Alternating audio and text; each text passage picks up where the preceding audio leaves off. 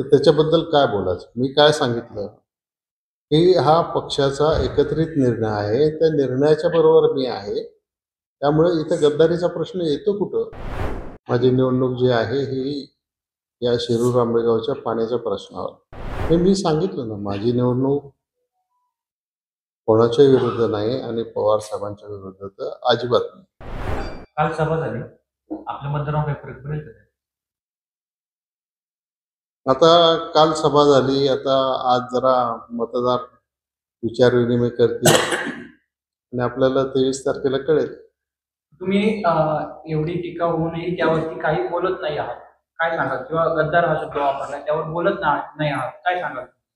नाही, मी गद्दारी जर केलीच नाही, तर त्याच्याबद्दल काय बोलायचं? मी काय सांगितलं, की हा पक्षाचा एकत्रित निर्णय आहे. त्या निर्णयाच्या बरोबर मी आहे.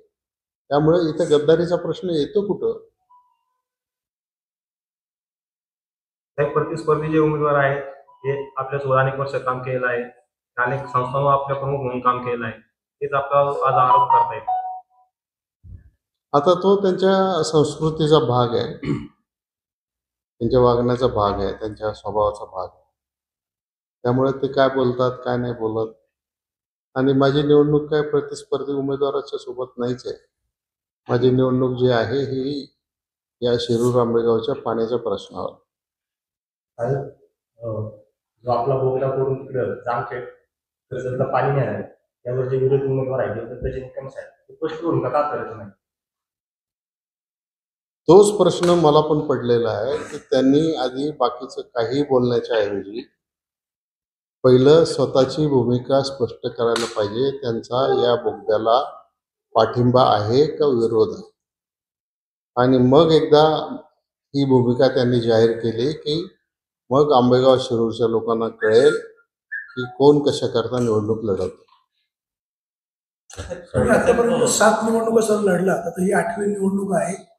कसं वातावरण आहे आणि त्या वातावरण म्हणजे लोकांमध्ये काय बदल वाटतो का? गुरु विरुद्ध शिष्य निवडणूक टफ जाते का? निवडणूक अजिबात टफ नाही. सगळ्यांचं प्रेम तेवढंच आहे आणि निवडणूक अवघड नाही. निवडणूक सहज सोपी आहे आणि सगळ्यांचा पाठिंबा मिळतोय. तरुण पिढी बरोबर आहे, महिला बरोबर आहेत, सरकारने केलेल्या योजना बरोबर आहेत आणि त्याच्यामुळे या निवडणुकीत मी नक्की विजयी होईल हे मी आपल्याला सांगतो. गुरु शिष्याची दुसरी लढाई आहे काही? काय मला कळलं नाही. साहेब इथे गुरु शिष्याची लढाई आहे. इथे प्रत्यक्षामध्ये शिष्य देवदत्त निकम आहेत तर गुरु दिलीप वळसे पाटील आहेत आणि अप्रत्यक्षरित्या इथे शिष्य दिलीप वळसे पाटील आहेत तर गुरु शरद पवार आहेत.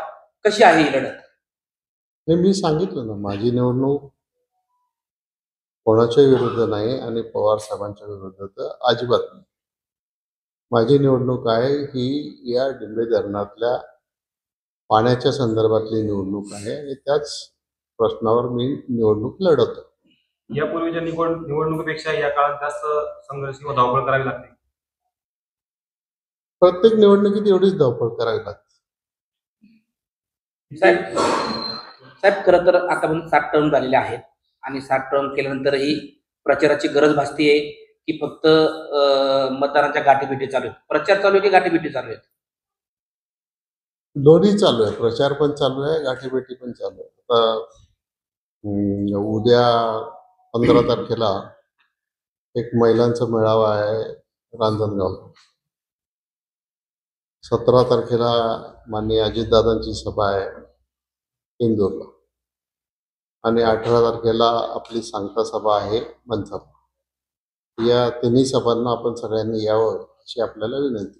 तुम्ही अनेक कार्यकर्ते घडवता, त्यांना पद देता, मोठे करता, ते नंतर तुमच्या विरोधात जातात, परत तुम्हाला जॉईन होतात.